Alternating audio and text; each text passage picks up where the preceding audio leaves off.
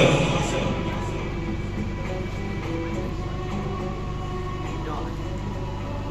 معاشر الناس، إن جبرائيل هبط إلي مرارا ثلاث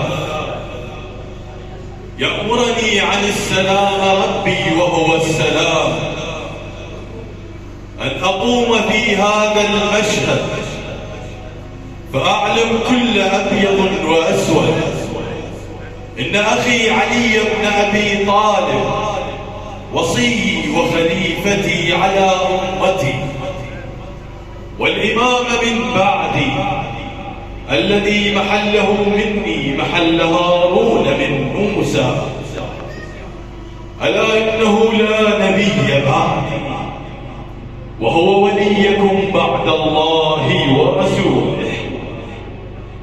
واعلموا أن الله نصبه لكم ولي وإماما، فرض طاعته على المهاجرين والأنصار وعلى التابعين لهم بالإحسان، وعلى الأعجمي والعربي، وعلى البادي والحاضر، والحر والمملوك، والصغير والكبير، وعلى الأبيض والأسود، وعلى كل موحد باغ حكمه جاز قوله نافذ أمره، ملعون من خالفه، مرحوما من اتبعه وصدقه.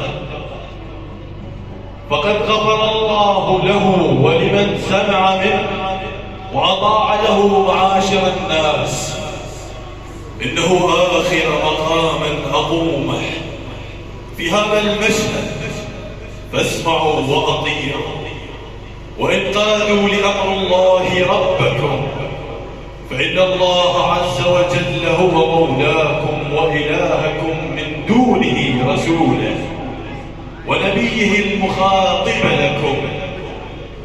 ثم بعدي علي وليكم وإمامكم بأمر الله ربكم، ثم الإمام من ذريتي من ولده إلى يوم تلاقون الله ورسوله. وبعدما أتم الرسول صلى الله عليه وآله وسلم خطبته، مسك بيد الإمام علي عليه السلام وبسطها إلى السماء وقال: الله مولاي وأنا مولى المؤمنين، من كنت مولاه فعلي مولاه، اللهم وال من والاه وعاد من عاداه وانصر من نصره واخذل والعن من انكره واغضب على من جحد حقه. بخن لك يا علي، بخن لك يا ابا الحسن.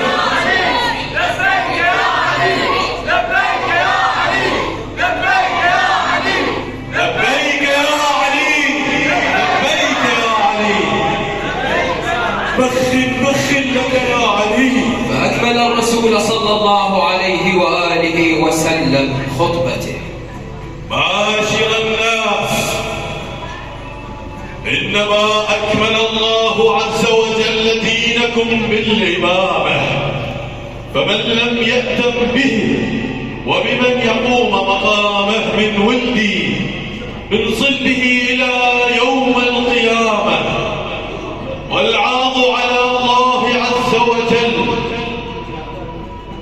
فأولئك الذي حبطت أعمالهم في الدنيا والآخرة. معاشر الناس، هو ناصر دين الله والمجادل عن الرسول، وهو التقي النقي الهادر المهدي. معاشر الناس، لقد استشهدت الله وبلغتكم رسالتي، وما على الرسول إلا البلاغ المبين، والحمد لله رب العالمين. الحمد لله. بخل لك يا علي، هنيئا هنيئا لك يا أبا الحسن، بخ بخ لك